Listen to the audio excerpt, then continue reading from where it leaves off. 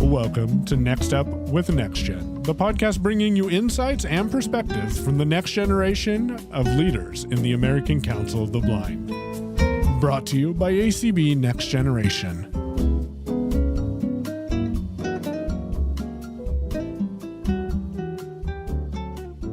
Hello, and welcome to another episode of Next Up with NextGen, presented by ACB Next Generation. My name is Greg Lindberg, and I'm the chair of the Publications Committee within NextGen, along with Vika Trussell. Vika is the chair of the PR Committee. Vika, welcome. Hello, thank you. Definitely appreciate you being here. And so the woman of the hour on this episode is Megan Meigs, who is the second vice president of ACB Next Generation, and also the recipient of the DKM First-Timer Award from the West here in 2026. Megan, welcome to the podcast. Hi, thank you for having me. So tell us where you are from and where you grew up. Okay, so I'm currently living in Long Beach, California. I grew up actually in a small town called West Burlington, Iowa. And I lived there until 2005, when I moved out to California for college. Gotcha. And then Megan, what is your current eye condition and your current level of vision? I was born with congenital glaucoma. They finally diagnosed me at 4. It took them about 2 years to finally figure it out.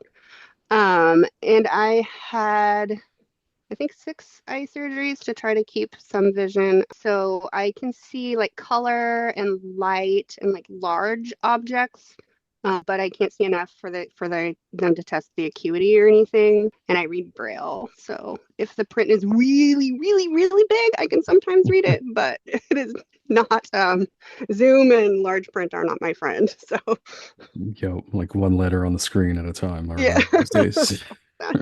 Not very efficient. No. Gotcha.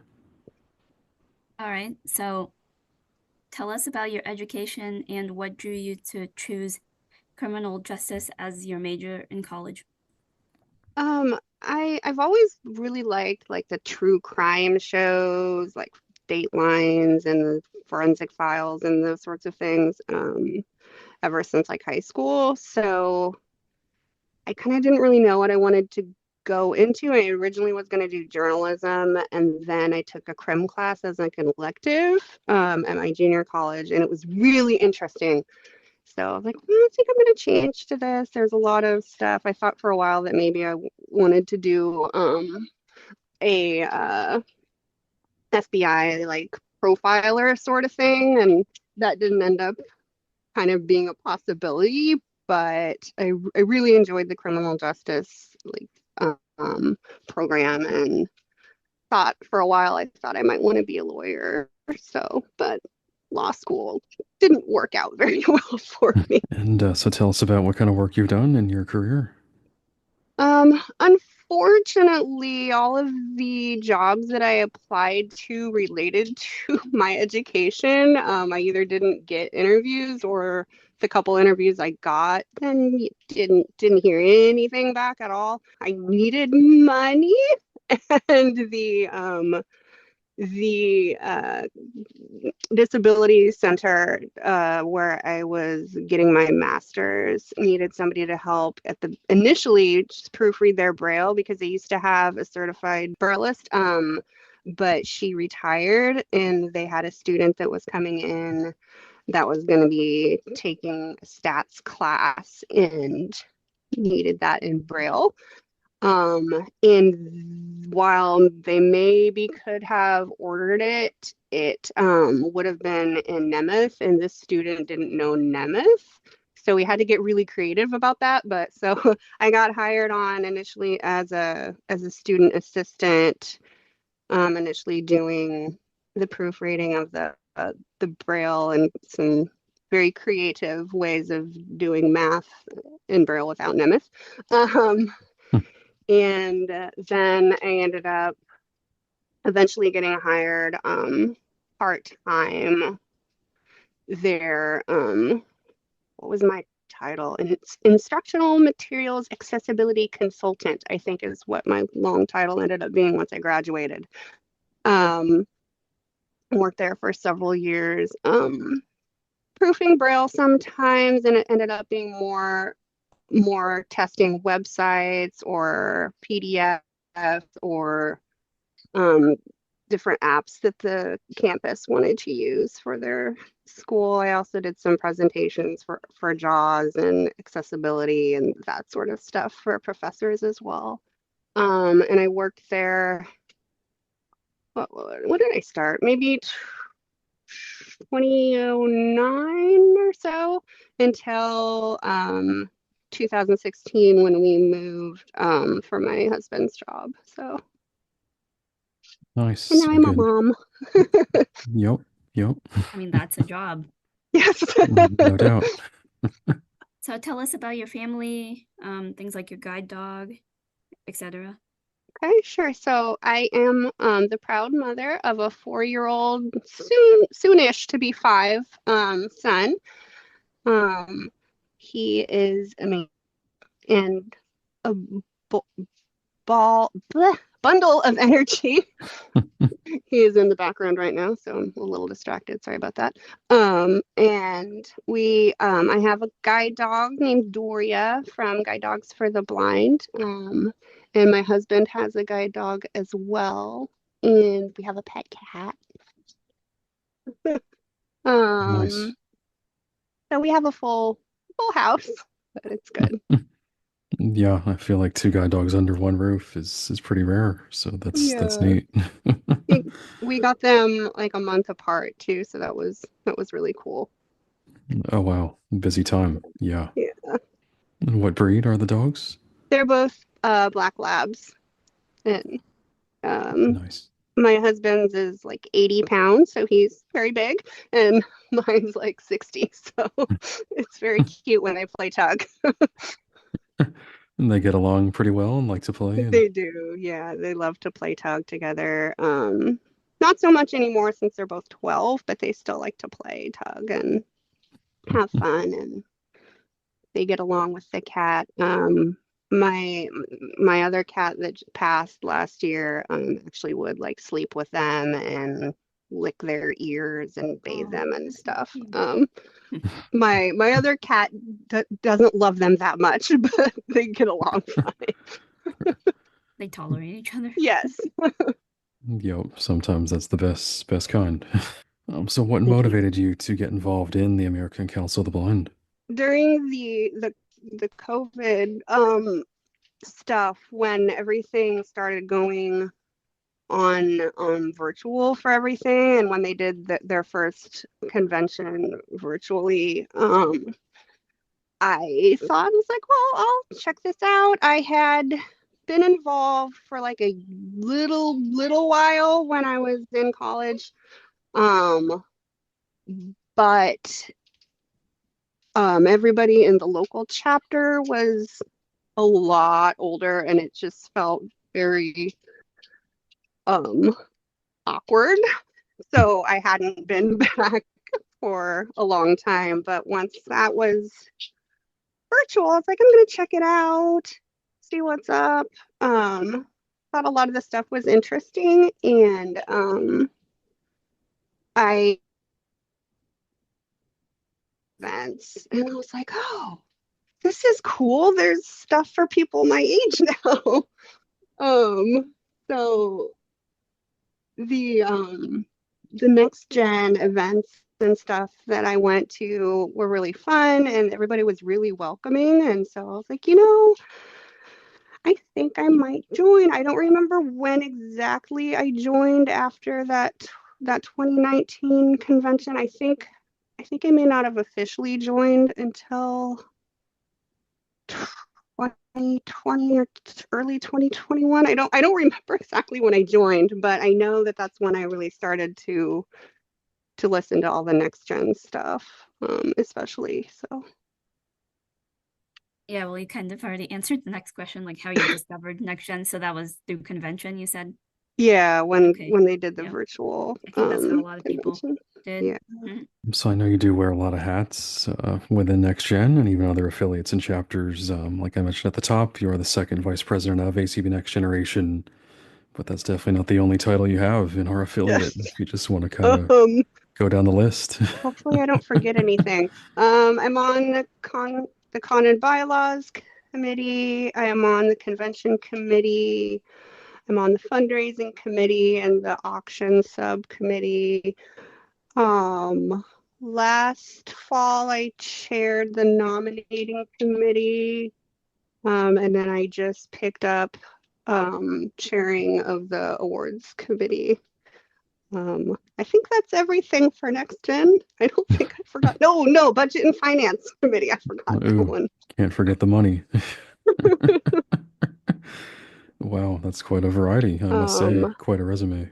And then I'm on the GDY's fundraising committee. I just recently started working with them, and I'm starting to get more involved in my CCB stuff too. I was on their awards committee this past spring. And they're gonna put me on their con and bylaws and their resolutions committee on their next term also. That's it. The bylaws committee for GDY as well. Oh, nice. Yep. And I got appointed to ACB's scholarship committee this year, also in March or early April. So That's right. that How did too. that go? Yeah. How was that with all the interviews and getting to meet all the students? That was amazing. It was busy, but it was really amazing. They were all very, very impressive. And it was really, really great experience. So I hope to do that again. And I'm mentoring one of the scholarship students as well. So I'm excited about that. Tell us about becoming a life member of Next Generation. Yeah, so that was for me, that was a really easy decision. I knew I wanted to stay involved even once I aged out. I still wanted to be involved and like be able to help. Because what NextGen does, I think is so important and it's so needed in ACB. Like it's a great place for the young people to feel comfortable and to learn and grow and be themselves and not, feel like they don't fit in with like the older, more experienced people or whatever. And I just wanted to make sure that I knew I was going to always be involved. So I was like, okay, well, why don't I just pay for the life membership and I don't have to remember to pay my dues every year and worry I'm going to forget. And it was just a really nice thing to be able to do when I knew that I was gonna definitely want to stick around for a long time. So So you did receive the DKM First-Timer Award from the West here in 2026. So first off, congratulations on that. thank you. Yeah, and I am curious just kind of what inspired you to apply, for that program and for that award.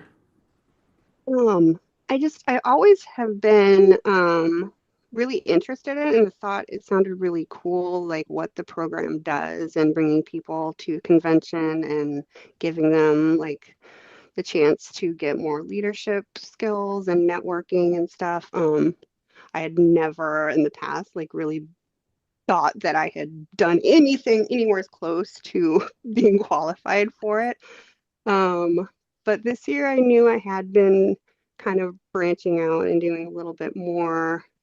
Um, maybe maybe I would be qualified for it. So I thought about it for a while.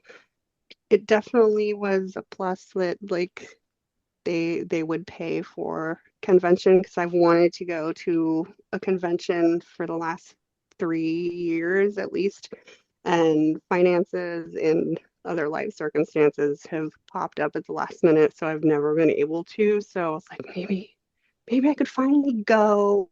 And I had my mentor from the Inspire program recommended that I apply as well as my state president. So like, okay, I'll give it a shot. The worst they can say is no. At least throw your hat in the ring, right? Yeah. Right. So this kind of leads into the next question. What was the application and the interview process like? Um, for me, it was kind of hard because I don't really like talking about myself. And so it was difficult for me as far as that goes. But I mean, they were, basic questions like talking about yourself and what your interests are and what your involvement is at the state level and ACB and all that sort of stuff. So I mean, they were basic questions, like questions that you would expect. It's just something that's weird for me to answer. And of course, I had made a typo on my form and I didn't realize it until I submitted it, even though I proofread it. So then I'm panicking because, oh my gosh, I have this typo on my form. And it was so I made sure to at least I emailed them and corrected what I did because I put mentor instead of mentee, and I'm like, that's a huge difference. That's not even just like I misspelled a word. Like I don't want them thinking that I'm like trying to claim something that I'm not. I was like, oh gosh. So I kind of panickedly emailed them as soon as I noticed it, which was unfortunately, like I said, after it was submitted. And I was like, okay, so just as a clear, I meant to put this, and I'm sorry, and I'm not trying to mislead anybody. Yep. And then my interview they were really nice. The three that interviewed me were very welcoming and very kind. And I was very, very nervous and like shaking and babbling. And but they were very sweet. And it went well. So And how did you kind of feel, gut feeling after the interview? I thought minus the one question that I babbled on aimlessly, that I did pretty well. So I hoped that the other questions kind of balanced out my babbly answer, and I finally got to the answer in the end on the other one. So I felt like it was pretty good, but I'm one of my worst critics, so I wasn't really sure. Yep, can totally relate on that. So tell us about just receiving the call. Was it Scott Thornhill that called you? It was actually I think it's usually Zelda that does it, because she's one of the Okay, co-chairs. that's right. Maybe for the first timer. They Yeah. they actually let Rachel Schroeder do it, because she is my mentor in the Inspire program. I don't think that's public yet, but it will be by the time the podcast comes out. So I feel comfortable in saying that. So they actually let her call and tell me. So that was really, really cool experience. I had kind of talked myself into expecting it was going to be a no, just so that I wasn't super disappointed. And when I saw her call at first, I thought it was just maybe for the Inspire program. And then she was like, I have good news for you. And I cried, and it was amazing. Wow, that's awesome. So what are you most excited about in terms of going to the ACB convention? I'm just really super excited to get to meet so many people that I've been working with for years, but never actually met in person. So like you both, as well as everybody else, like on the board and all the people that I've worked with in committees and all the people in leadership and ACB. I'm just super excited to meet as many people as I can and network, and really excited about some of the next gen sessions and some of the leadership stuff I'm going to be going to. And I want to see the all the tech stuff. I'm really excited about that. So I'm kind of excited about everything and trying to figure out how I'm going to have time to do everything. Yeah, the exhibit hall is quite a big place, but absolutely Yeah. worth dedicating time to get into. definitely. Yo, But I'm just curious, are you coming by yourself, or will your husband come and I your son? am. It's as expensive as flights Yeah, are I get and that. stuff. And just would have been easier for them to stay here where all the kiddos' toys and things are, and kind of keep him in his familiar, other than my husband trying to corral a 4-year-old in a hotel room for most of the time because he's not quite old enough for kids club. Um, so they're gonna be here, and that's gonna be really hard because I've only ever been away from him for a weekend. So that's gonna be rough for Mama. yo, time away. So just kind of going back to the DKM program, what kind of advice would you offer to maybe someone listening to this that's considering applying to either the first timer or the JP Morgan Chase program in the future? I would just say, go for it. Like you're not out anything if you don't get it, and you have the chance to get so much out of the experience if you do get it. And even if you don't get it the first time, it's still a really good experience. And you learn about yourself, and it's just really good experience in writing the application and filling that out and going through the interview. Like you're learning skills and practicing skills even if you don't win. And I think that's always a good thing, just to practice and to get experience. And I just be yourself. Like, don't try to put on airs or think that you're not good enough or worry about that stuff, which it's easy for me to say to other people, not always easy for me to do because I worry. But I always try to be just who I am, and if if that's good enough, that's great. And so I would just say that for people, if you're considering it, try it and be yourself, and you never know. Yeah, well said. So what has your experience been like in the Inspire mentorship program? It's been a really great experience. We've met at least twice, like every month, and some months more than that. We text a lot. It's been a really great to just be able to bounce ideas off of her or just relate to her on so many different levels. It's nice having another mom to talk to too about how you can balance ACB stuff and mom stuff, and just pick her brain on different things and just kind of help build my confidence too. It's just been a really great experience. And I think I feel like not only did I learn a lot from her, but I feel like I gained a friend as well. So it's been really great.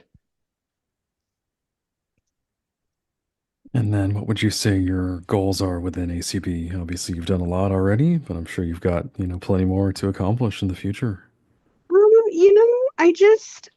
I don't have really an end goal at this moment. I just want to make sure that I stay involved, and I'm one who, like, if there's a place that I can help, that I think that I can be of use, I want to do that in whatever capacity that is.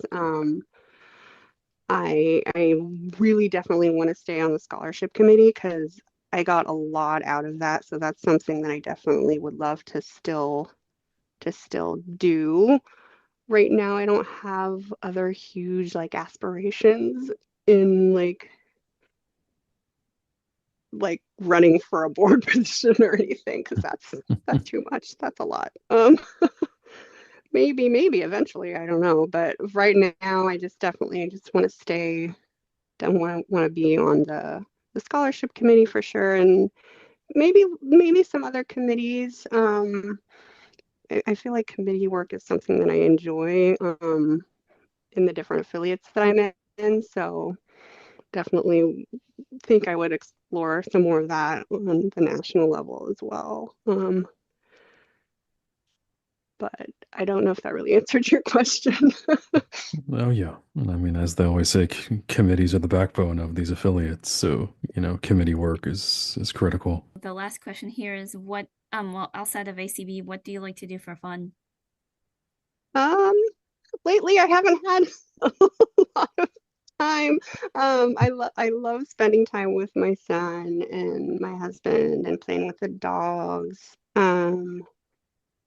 I think I already mentioned that I still do like the true crime shows, the Datelines. So I that is one of my guilty pleasures is I'll go to bed and have a Dateline in my ears and I also like old comedies like The Golden Girls is another one of my guilty pleasures. So when I have enough time to focus, I like to listen to audiobooks or I don't usually read Braille books anymore just because there's not a lot of room, nor does the kid usually let me have that much time to sit and read because he wants to read too. But I like to read to him. We've got a lot of print Braille books, so he likes it when I read to him. So that's something that we like to do together. Nice. That's pretty special. Yeah. Awesome. Well, again, we've been chatting with Megan Meigs here on the podcast, and Megan, just want to thank you so much for your time, and again, you. congratulations on receiving this award, the DKM First-Timer Award. Thank you so much. Thank you for having me. Congratulations, and I look forward to meeting you in person at convention. Me too. I'm really looking Likewise. forward to it. It'll be fun. A lot of laughs. I know. I can foresee a lot of laughs. So Yes. Can't wait. Me too. Thank you so much.